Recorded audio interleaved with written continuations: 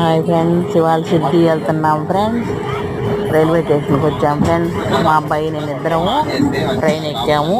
ఎక్కిన తర్వాతనే వాళ్ళు నిద్రపోతున్నారు, అందరు లేచారు. లేచిన తర్వాత ఫోన్లు చూస్తున్నారు ఫ్రెండ్స్. 2 ఫోన్లు పోయి ఉన్నాయి, ఒకటి 25,000 ఒకటి 15,000 అండి ఫ్రెండ్స్.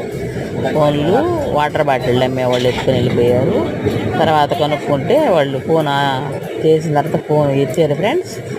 ఎత్తిన తర్వాత అడిగితే 2,000 డబ్బులు ఇవ్వన్నారు ఫ్రెండ్స్. వాళ్ళు ఆ డబ్బులు ఎలా ఇవ్వాలని వాళ్ళని అడిగితే, నెల్లూరు దగ్గర లీలామహల్ దగ్గర ఒక షాప్ ఉందంట, ప్రసాద్ అంట ఫ్రెండ్స్ అతని పేరు.